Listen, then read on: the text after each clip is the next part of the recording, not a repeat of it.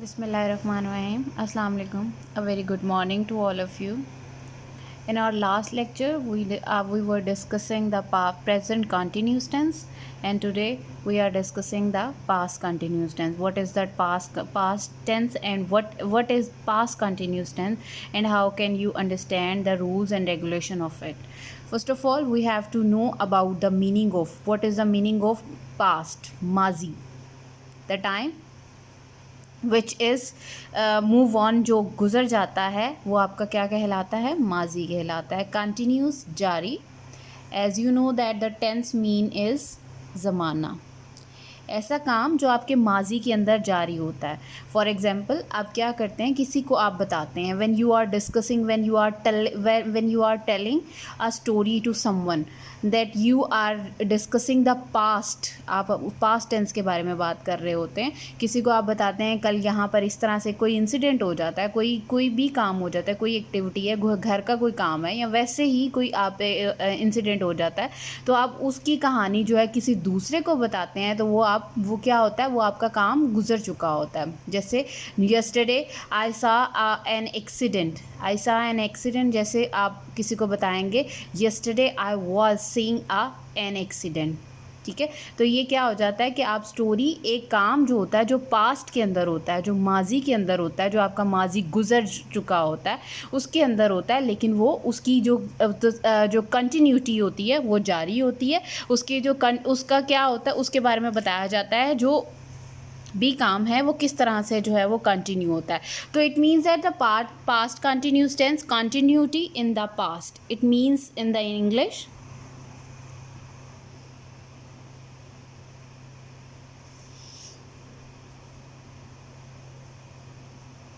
Continuity in past tense, past time. ऐसा काम जो आपका पास्ट कंटिन्यू होता है लेकिन पास्ट के अंदर आप उसके बारे में जो है उसको बताते हैं. और इसको आप इस तरह से भी, एन एक्शन ऑन गोइंग, एक ऐसा एक्शन जो ऑन गोइंग होता है जिसके बारे में बताया जा रहा होता है. फॉर एग्ज़ाम्पल, आप क्लास के अंदर टेस्ट जो है वो टेस्ट कंडक्ट किया जाता है आपकी क्लास में, और उसके बाद आपको पूछा जाता है, उसके बारे आपसे डिस्कस किया जाता है, या आप घर जाके अपनी फैमिली को डिस्कस करते हैं कि मेरी यहाँ पर ये मिस्टेक हुई थी. Then you are using the past tense and the continuity.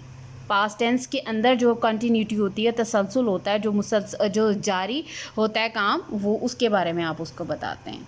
ठीक है. Now we are going to discuss the rules and regulation of the past continuous tense, how we can make the simple past continuous sentences, how can we use these past continuous tense in the simple in our simple language, in our grammar, as you know. So I start the rules.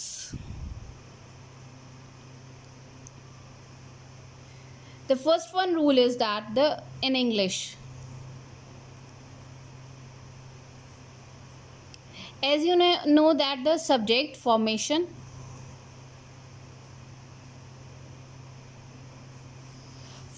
is the basic part of the sentence. First, the formation is subject plus helping verb, that is was or were, plus first form of verb, which is also called V1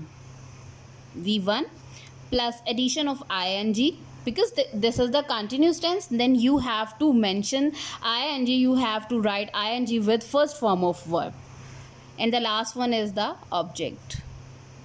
how can you identify it, आप इसे कैसे identify करते हैं? Was और वर. English के अंदर आप इसको आइडेंटिफाई करने का मेथड होता है वॉज और वर.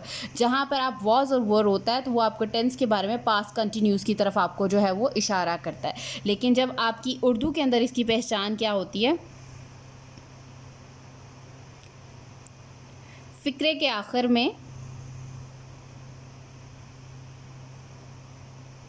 रहा था, रही थी और रहे थे आता है. मतलब क्या है, हमने प्रेजेंट कंटिन्यूस पढ़ा था तो हमने कहा था रहा है, रही है और रहे हैं आता है. अब कंटिन्यू पास्ट है तो पास्ट में माजी की बात की जाती है, गुजर चुका है तो यहाँ पर आपका था, थी और थे आ जाता है। रहा आपका as it is continuous tense है तो रहा, जारी है ये काम। नेक्स्ट इसकी फॉर्मेशन आपको ये बता दी गई है। इसमें हेल्पिंग वर्ब यूज़ किया जाता है was verb. Where we use was and where we use were. हमें कैसे पता चलेगा कि वॉज कहाँ आएगा और वर कहाँ आएगा? So first of all the subjects he, she, it, I and singular names we have to use was there। हमने वहाँ क्या, ही, शी, इट, आई और सिंगुलर नेम, जो सिंगल नेम होगा, एक नाम होगा, उसके साथ आपने was लगाना है। You have to add was there। The helping verb was is there and you, they, we and plural। Plural mean more than one, एक से ज़्यादा। प्लूरल नेम जो है वो आ जाते हैं जब आपके कोई भी प्लूरल चीज़ आ जाती है, प्लूरल थिंग्स आ जाती है, वो आपकी क्या है, उसके साथ आपने क्या लगाना है, you have to write word there. आपने वहाँ पर वर्ड की एडिशन करनी है। वॉज लगेगा ही, शी, इट, आई और सिंगुलर नेम के साथ। Singular name is the single one thing and the plural names are the more than one thing, that is the verb. We have to mention their verb. So here are some examples of it.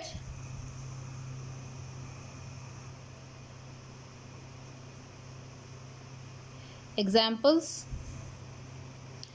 First one example is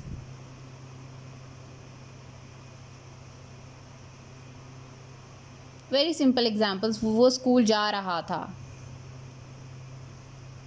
हम नमाज